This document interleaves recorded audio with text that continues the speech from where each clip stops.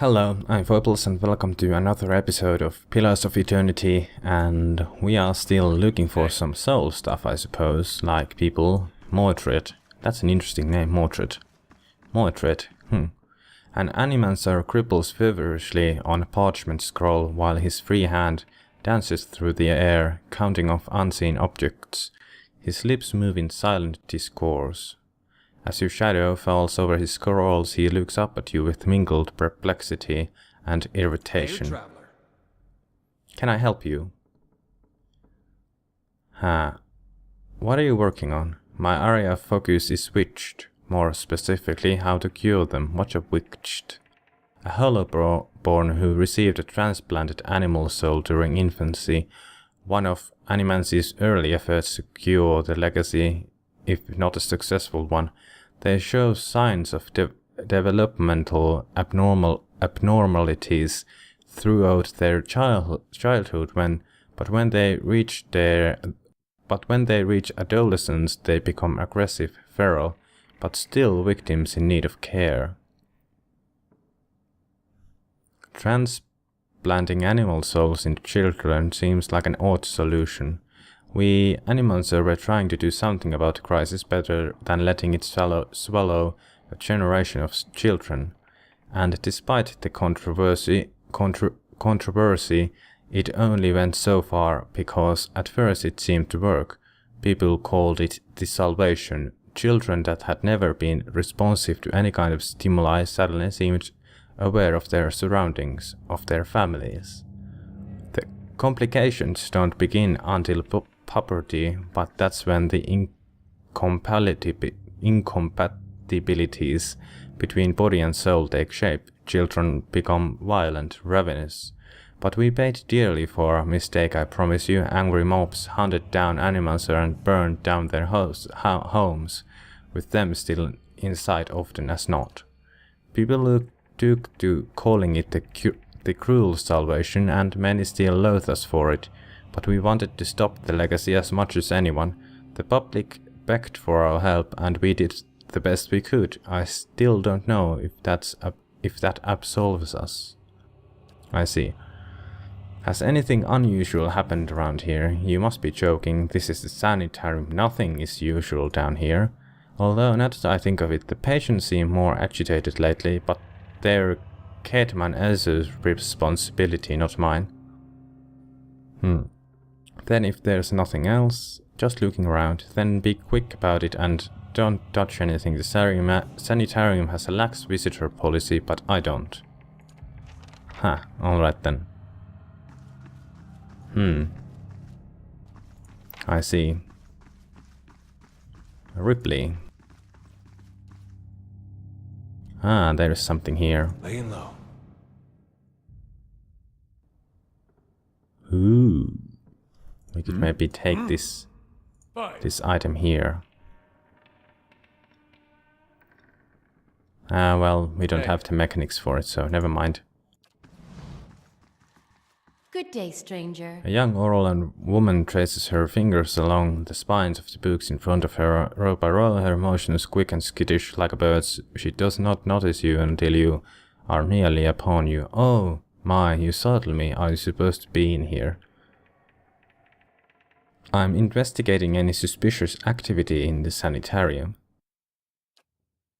Oh, I'm just Master Azu's assistant. He'd know more about that, but he's in the middle of an busy with some patients. You won't be able to see him until he comes out from the patient ward. If there's nothing else, I need to get back to work. Is Azu busy with patients, or is he running some sort of experiment? I'm just an assistant, it's not my place to gossip, sorry. How do I get into the patient ward? Only Master Azu has access, I guess. Head Warden Ethelmer does too, but he is, you know, a statue now. What do you do here? I mostly help Master Azu set up and clean up his equipment. I also keep his office organized, since he's too busy to do it himself. Farewell then. So I guess that's the way we're supposed to go then. Haha. Interesting. Sanitarium guard. Mm-hmm. Hey. So we need a proper key for that. Let's go talk with the big guy then, big statue guy. To the statue we go and talk. Yes, I shouldn't sing. I know, but I can't help it sometimes, alright? Alright, I just can't help myself. That's a good excuse since we are in sanitarium and all. How do you do? Maybe, is Gateman also running experiments on the patients here? Experiments? Gateman also is in charge of the patient's welfare now.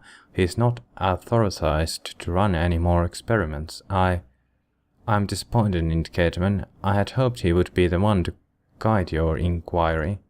He'll be in his office or in the patient's ward. I am granting you immediate access so you can find him. No doubt you will wish to speak to him further on this matter, and I for one am curious as to what he might have to say. Tread carefully in the ward. There are few dangerous cases. I would also ask also that you do your best not to agitate the patients. They have enough troubles as it is. Well then, thank you, statue. I appreciate the helping hand. Let's go find this douchebag. Azo. Douchebag Azo. Who's over here, I bet.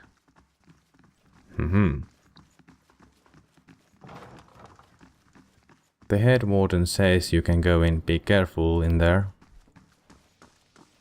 Who? You must be visiting someone. What do you know about this Animancer Azo? Oh, I like him very much. Many Animancers could care less about their patients. Look at us like vermin for their experiments, but Master Azo treats us like humans, even the very sick. You can tell he does this to help people. He's helped me to understand a great deal about myself, and I know he's done the same for others. It's too bad what they did to him. He hides it well, but I know he's still affected by it. What happened to Azo? They don't like to talk about it, but there was an accident. He was said to be one of the brightest in Deerwood. That was his reputation here, and that was what brought me to seek treatment. People say it was ego that drove him to try and solve the legacy, but that's hogwash. Even he was a bit of a showman. He loves his homeland. He thought he could help. He wasn't one to speak of his work, suspected his colleagues might have tried to steal it, but he told me once that he had figured out a way to create a soul. Not a soul exactly, mind you. How did he put it? A proxy, I think he called it. Had some machine that drew energy out from the very ether, can you imagine? The point is, it was going to help with the legacy. It was going to make Hollowborn into something easier to love and care for. Gods know, that's something we need.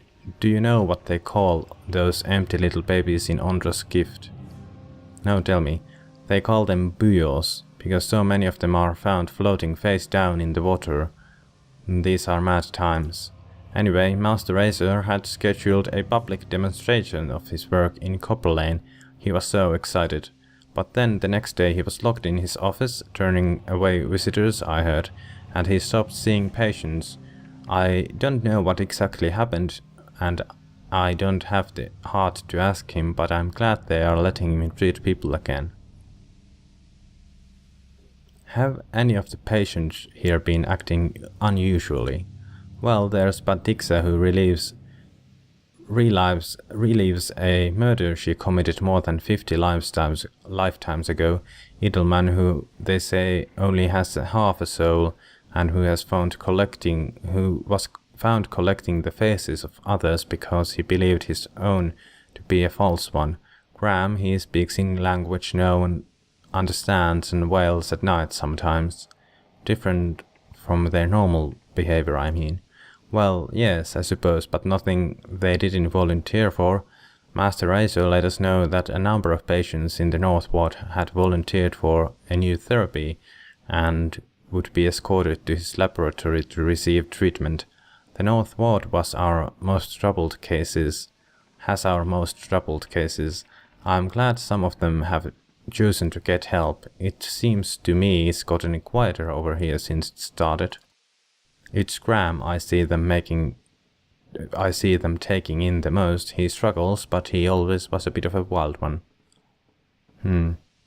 Would I be able to visit the North Ward? They like to keep them separate. I don't know that I've ever seen the guards allow a visitor, just Master Azo. You might ask him, he's very sympathetic. Do you know where I might find Azo? I think I've seen him around today. Have you checked the laboratory? It shares a wall with his office. He's been spending most of his time there lately. Why are you in here? I don't want to say, you'll think less of me. I wouldn't worry about that. These last few years haven't been kind to me. They haven't been kind to anyone, really. I try not to think of it as personal. I lost my husband and both boys in the Saints' War. My daughter, the legacy took her before she was ever mine. I made do. What else can you do? I moved into a tiny place in Ondra's gift got by mending clothes and on the kindness of strangers when I had to, but I was surviving and the gods were watching over me. I could live with that.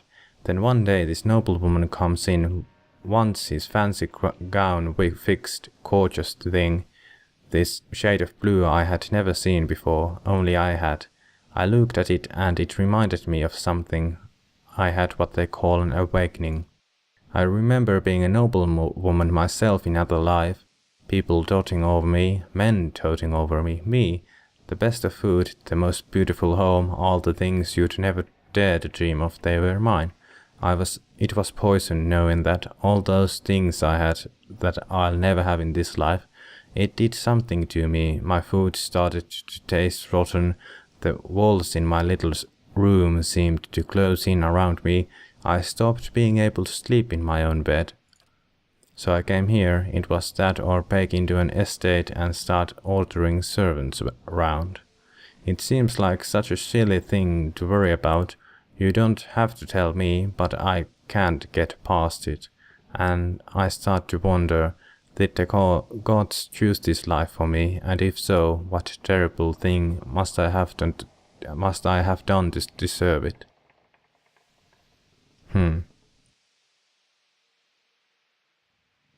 Maybe you'll get there again one day, if not in this life, then in another.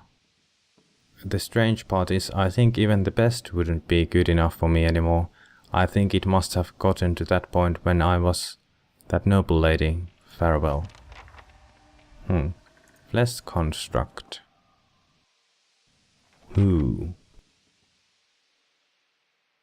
Interesting.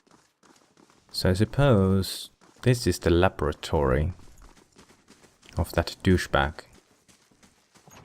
Hello. We are coming in. A simple test. Sateman Azo. Hello. Alrighty. What is the meaning of this?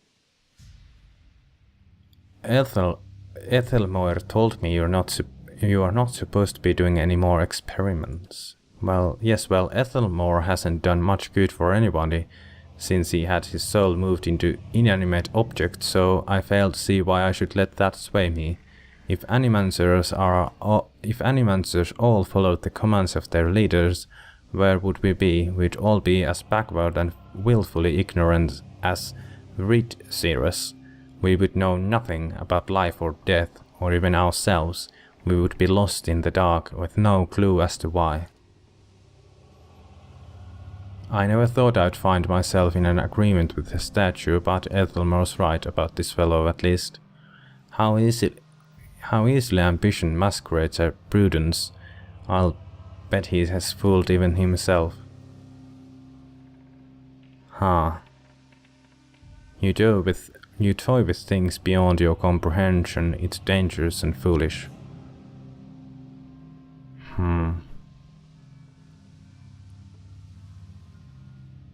Are you from Rid-Cirrus? Are you Widewen himself risen to smite me for my heretical belief in learning who I am and why I exist? Please. You are afraid because men have taught you to be afraid. Because they were taught to be afraid. These things are only beyond our comprehension because of the fears of people like you. Who will solve Widewen's legacy? Some church? Some warrior? It will be an Animancer, or it will be no one at all. Huh. I heard you were demoted. How did it happen? That's none of your concern. Did one of the others put you up to this, Outmer? That smug weasel. Things went wrong. Everything. I don't know. I'll never know. Huh. I'd like access to the North Ward. Out of the question. Those patients are in isolation for a reason.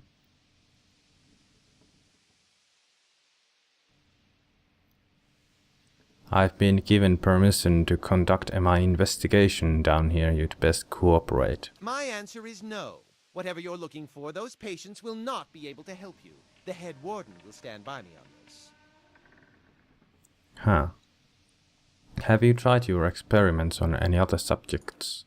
I have, yes. No point in lying about it now that Ethelmore's involved. I asked for volunteers from our patients and a few brave souls came forward. I was very close at one time to a breakthrough. They understood their sacrifices would mean nothing. Their sacrifices would mean something. Farewell. Well, I guess we'll go talk with Ethelmore again.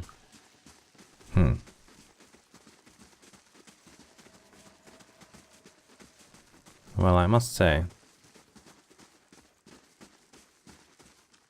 patience. This is a scary place, I must say. There's a flesh construct. I bet there will be a fight here when we go back to Ethelmore and... Oh, the wolf is going that way. Well, that's fine, I suppose. Patience and patience. Let's go take a look at here. That's the North Ward, I suppose. There is some kind of flesh constructs over here and there. Who are you? You are a sanitarium guard. Of course you are.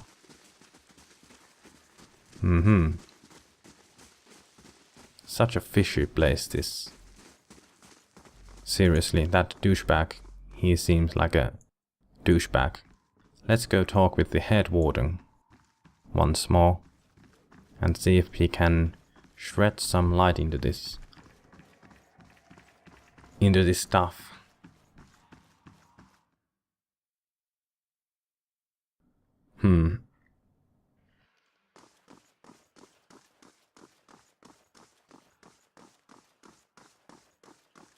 Hail, traveler.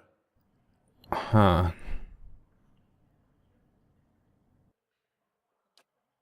No, he's not actually saying anything at all.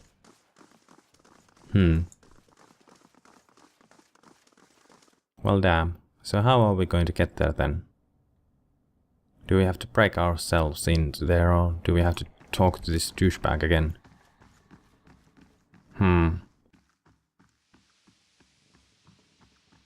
I'm pretty sure he said that I can go in there, and that's fine.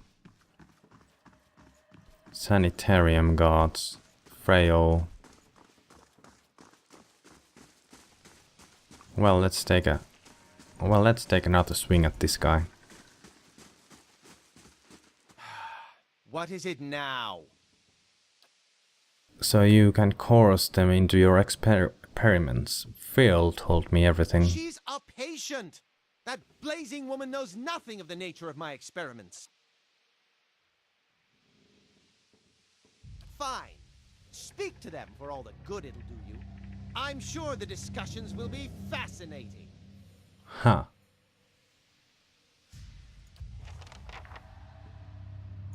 He seems like a real douche. Like a serious douche. Well, now we can at least go forward.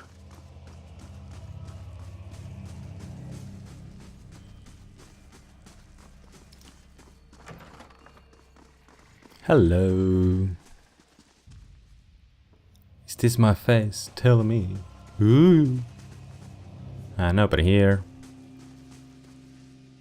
Thundering sky, rain and blood, innocent must drown. Ooh. Graham.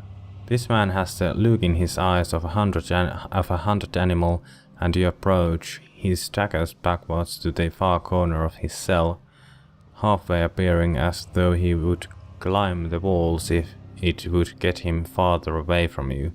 He cries out a bizarre, primal utterance, like nothing you have heard anymore. I need to ask you some questions. Aloth makes a noise of disgust. Those animancers did this to him. You can see what comes of their meddling. Freyol said you were being treated by said man Azo. He looks at you with uncertainty, slowly, tentatively peer into Graham's soul.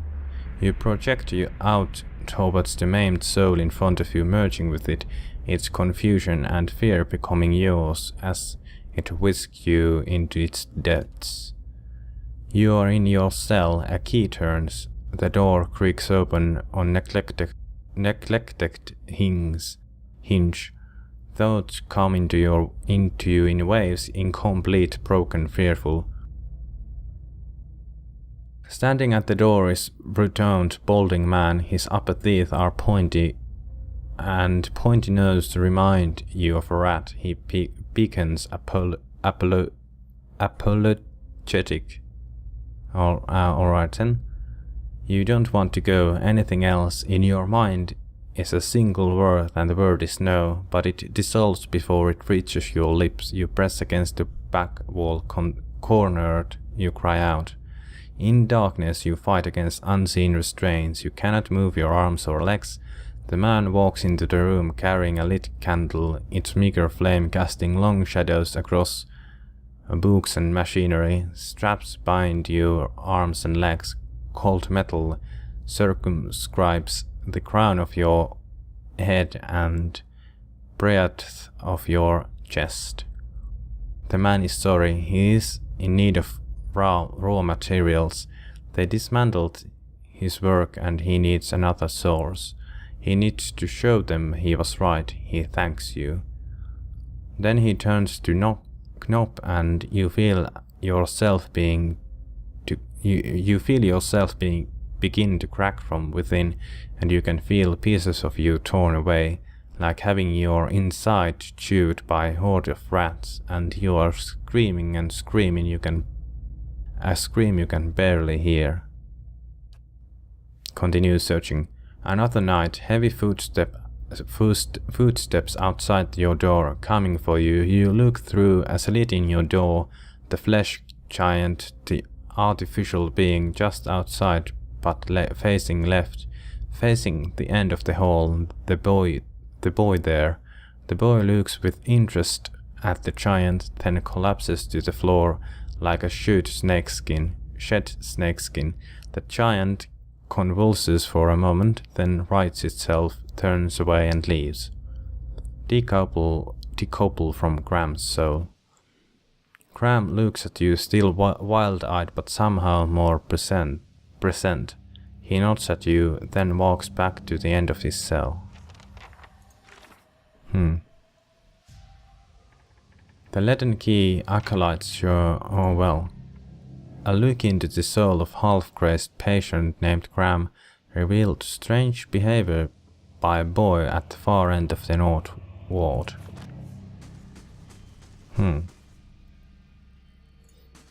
Interesting. This was the crazy... Yes.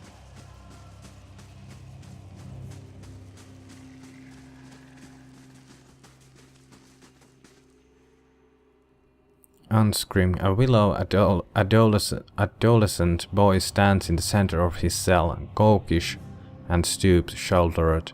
He stares straight ahead, the occasional blink his only movement, and it is unclear whether he registers your presence at all behind his glassy doll-like eyes. In this instant, the barriers between your soul and his are rather thin and porous, easily bypassed if you should wish it. You close your eyes and edge forward towards the boy's soul, and as you near, a sudden malaise comes over you. You are cold and warm all at once, sweating and shivering and straining for breath as you did on the caravan journey. The soul you approach is the wrong one, a parasitic plant that strangles its host. It is predatory and pitiless, and you have crossed paths with it before. Too late does it occur to you to retract, and already you feel yourself plunging into some interminable abyss of thought and memory. You are standing in a cell now, the same cell in the sanitarium. The halls are moonlight and empty, and you are waiting. At the far end of the ward door, the door opens, revealing a flesh golem in silhouette beneath the stone archway. It makes its usual rounds, the same stops every time, the misbegotten child of despotent creators. When the construct is closed, you coil yourself up and spring forward, passing out of the boy's body as though it were a membrane. You can sense his body behind you collapsing to the floor, a puppet whose strings are cut. You are rushing towards the golem now, bodiless as a gust of wind. Quickly you think to yourself quickly, and you feel the strength hemorrhaging from your soul as you dart towards the makeshift abomination. You pass into the golem's shell and overtake the soul implanted within, encircling it, suppressing it, and contained in this new vessel you are strong again. You step heavy-footed down corridors unheeded by the other constructs and scrutinized only by the wary, untrustworthy eyes of the mad, coming at last to an office piled with books and scribbled papers and the perverse implements of animancy. You set your oversized hands upon a large machine, a nest of globes and tubes and coils in the center of the room, and go to work, bending wires and unsettling alignments. Your surroundings are pulled past you, or perhaps you are pulled past them, and they dissolve into a blur. When they settle into one place again, you are outside on a clear day, standing in front of a crowd, stacked high above you on the tired seats of an amphitheater. You are acting for the crowd, standing deliberately still, but this is no play. A balding man with rodent-like features is strapping you to a machine, the one you had tampered with. You see your arms for the first time, short and fleshy, unmistakably those of a little girl, but this body is not truly yours. Your mind still holds the same determination, the same hard-heartedness as before. The body itself is cold and vacuous, unlike the others. This one has no soul of its own. The man speaks and the crowd applauds with an enthusiasm worthy of a hero's entrance. Bear witness, he says, and he pulls a lever. The machine shivers and sparks, and a bead of sweat rolls down the side of the man's brow, but the crowd's apprehension quickly gives way to awe as a crystal globe fills with radiant mist that casts the entire theater aglow. He opens a valve and the globe crawls through a tube along a length of copper wiring that runs to a set of electrodes beneath your armpits. You feel nothing when it reaches you, as it should be, for you have been leading his work astray periodically for some time, altering notes and settings and playing puppeteer for Hollowborn. But you make it look how people would expect it to look when a body is infused with a soul. In a moment the machine goes dark, and the man unstraps you, eyeing you with a scientist's concern. He looks back up the crowd. "Behold," he says, but there is obvious hesitation in his voice. Slowly you take a plodding step forward, then another and another. You look up the man, giving him the eye contact of which no Hollowborn is capable, and the crowd gasps. The man looks relieved.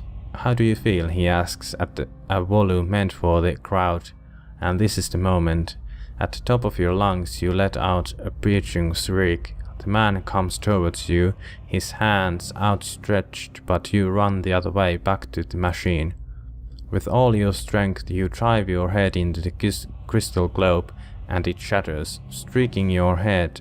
With the warm blood you drive your head down on the surface of the machine again and again, drawing panicked screams from the crowd, and by the time the man reaches you, your body has already ceased proper function and merely twitches on the cold ground. Satisfied, you depart the corpse in search of another unsuspecting host who could put their faith in animancy now. You are pulled again from your surroundings, transcending the boundaries of memories and lifetimes, deeper and deeper, past betrayals and murders and lies upon lies that form the thick webbing of plots beyond mortal comprehension. You settle at least on a room you have seen before, expansive with a tall device encasing an atrium monolith at its center. The room is filled with people, and people all look at the device. You are yanked suddenly back to reality, and the once catatonic boy in the cell is looking directly at you, appraising, calculating. There is no mistaking now that it is the soul of the man who caused your awakening that gazes out from that borrowed husk. A watcher?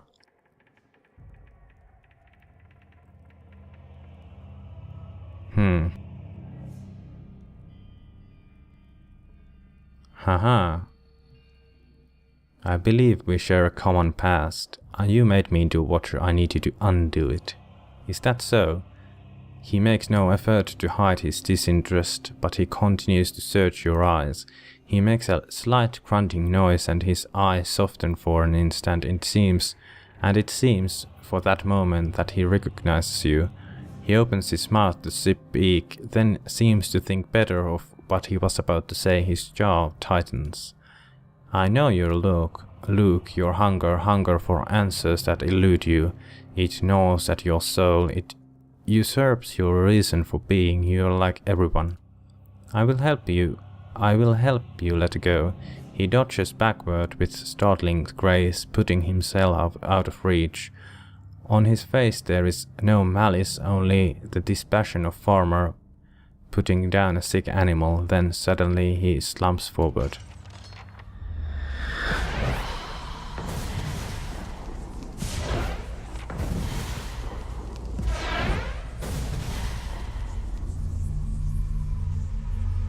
What the hell is going on? Smells like a fight.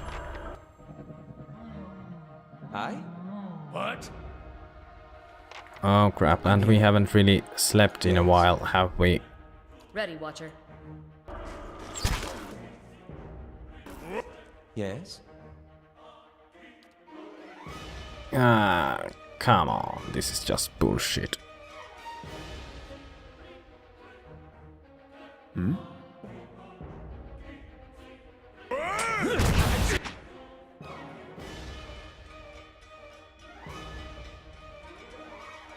Yes? Aye? Use those fireballs, man. Aye? How may I help?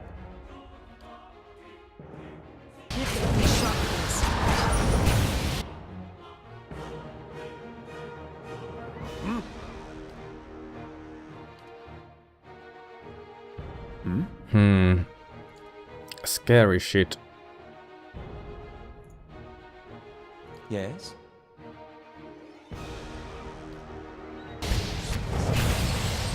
Lava will be unseek. Wow. Yes? This is some serious shit, I must say. Ready, Watcher. Sagni, keep shooting. Just keep shooting everything, please. Keep shooting. Killing those shits. You did use that, didn't you? Thank you. Withdraw, no.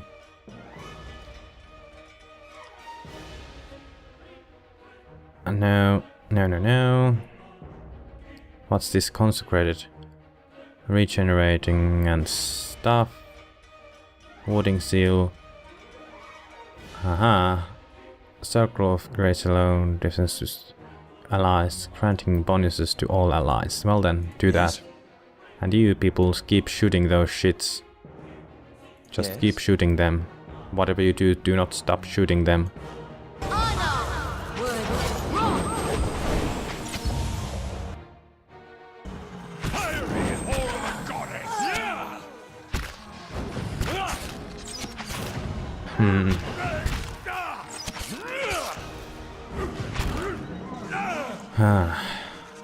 Well, that's sad.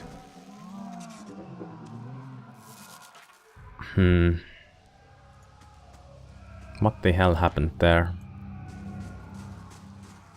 I wonder.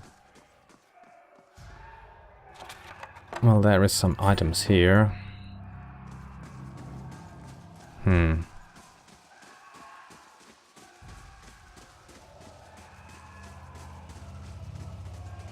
Crazy shit.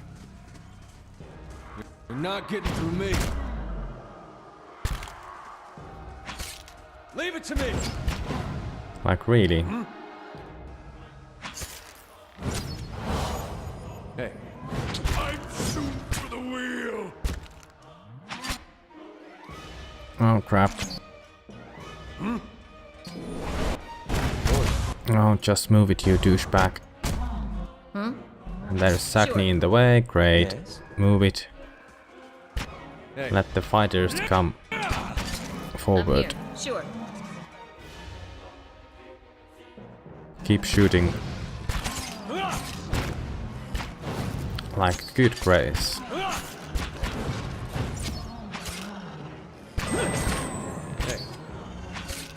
Hooray at this! Leave it to me. Not really sure how I feel about this, but we will have to take a break after this fight. All of these flesh golems are attacking me then. Of course. We are going to camp here and then we are going to take a break here and then camp and then continue.